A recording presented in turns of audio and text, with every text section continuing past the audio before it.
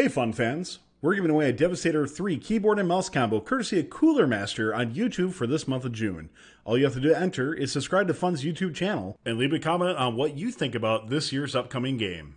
You can enter once per upload, and we'll pick a winner near the end of June. We're going to run back into our first show of the night, which is North Super Regionals Tinker Finals 3. This is my match, and I'm really excited to get into it. So a backstory, after an intense battle for first place in the admittedly slightly unbalanced Tinker division of the North Super Regionals, Team 1091 Nyan seeded first, picked 8393, the giant diencephalic brainstem robotics team, and Team 7129, the Robo Raiders. They faced off against the second seed, Omega Robotics, Kraken Pinnin, and the Weapons of Mass Construction. So let's get quite into this match, and man, it was a doozy to watch. We'll start off with Autonomous. At about as the 22:25 mark rolls around, you can see everybody has hit their 85-point autonomouses. And as we get closer to the end, you can kind of see that Red ends up scoring three additionals, two in the corner and then one on the side. Whereas Blue, you can't really see because Dale's doing a good job of standing in the way, but misses all of their multi-glyphs, which, as we're going to start off into driver-controlled, is a big advantage to Red. It's a 45-point bonus. So the obvious bonus is if both teams in this match get to the soft cap of 628 points, then Red wins. That's just the way it goes. We pause it right there, Tyler. Yeah. Sorry to interrupt you, Ethan. No, that's fine. So then it also gives them some bonus and some wiggle room in case they mess up a little bit. So if they knock over a relic or get into the second zone instead of the third, they can still win that match. You can notice over at, 2 minutes and 9 seconds left in the match, Brainstem did pick up 3 glyphs for just a second and got called for a minor penalty there. That didn't have a huge impact on the outcome of the match.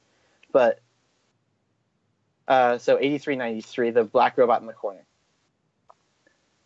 Let me see. So as driver control starts at a minute 54, Nyan, instead of leaving those glyphs there, and if you could pause it for a second, they choose to turn around and de-score. Nyan is 1091. Yeah, in the yes. Bottom right. Yes. So this costs them about, after they sat around without doing anything for about 4 seconds, this costs them in total 15 seconds, which is especially bad because this is the start of the match where glyph starvation doesn't really matter. You have the best selection of glyphs for the whole event. So we can start rolling again. And as we watch a little bit more of this match, you can see Red's corner robot 8393 really taking the advantage and going really, really fast at this.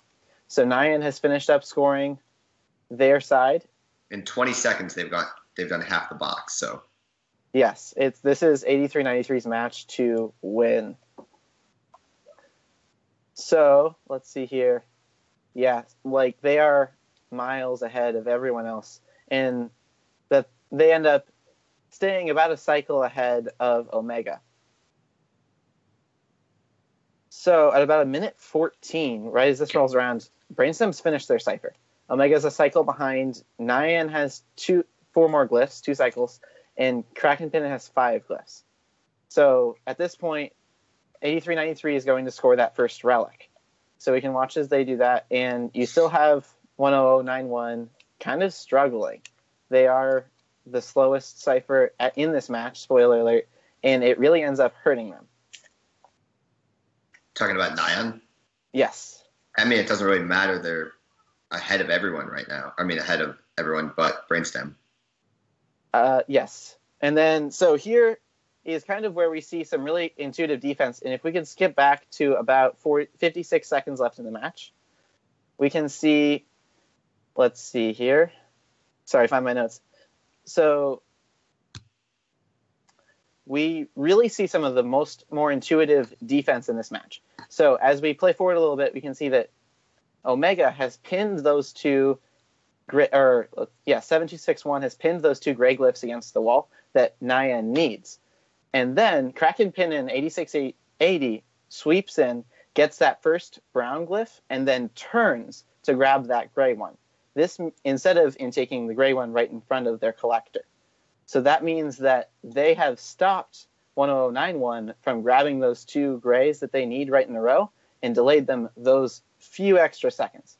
So if we could skip back to about 49 seconds left, we'll turn our eyes to 83-93, and we can watch them pick up and then score a relic.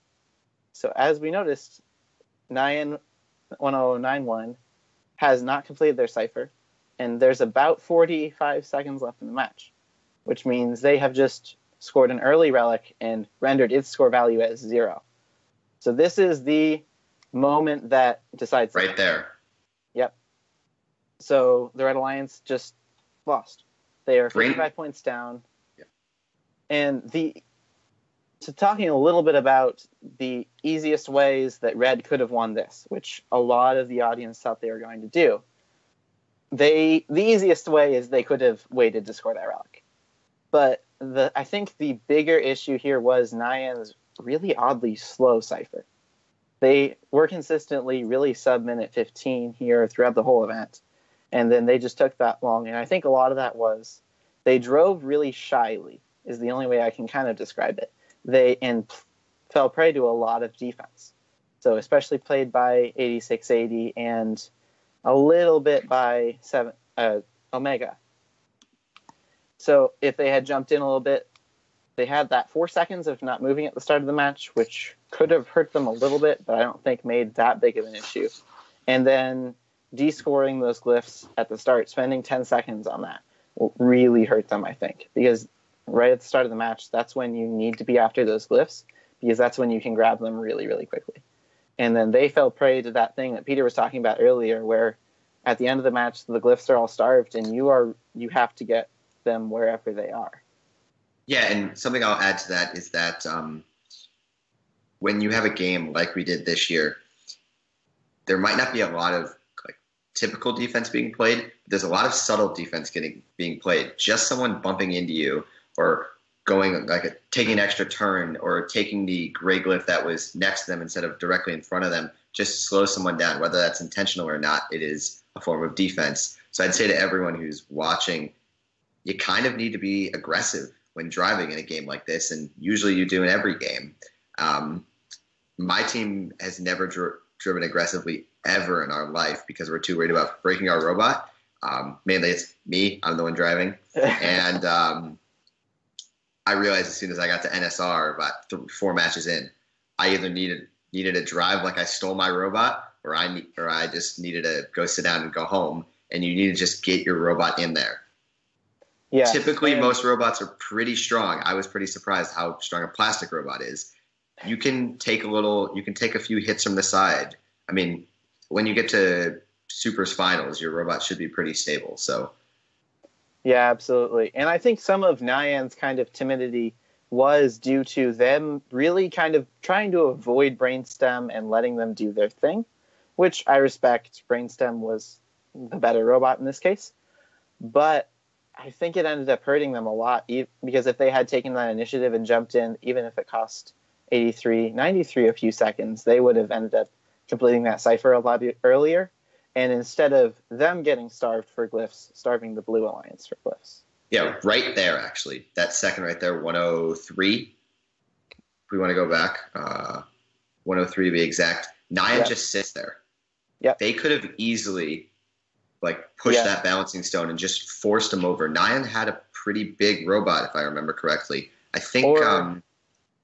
even just sitting behind 8680 right there. I believe 8680 had Mechanism wheels, is that right? They did, yeah. And Mechanism, I mean, it's at times hard to push, but if you can get behind a Mechanism robot, I think Nyan had tank. They should have just plowed right in, and that's totally legal. You just got to push a little.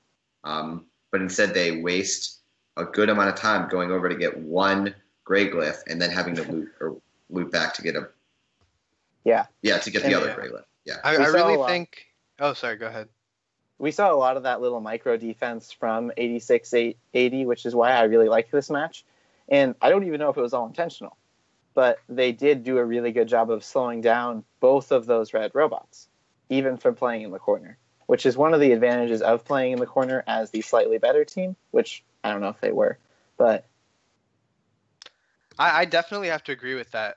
In this season, there were really three teams that I thought had the capability of playing really effective defense, and only one of those teams went to Detroit.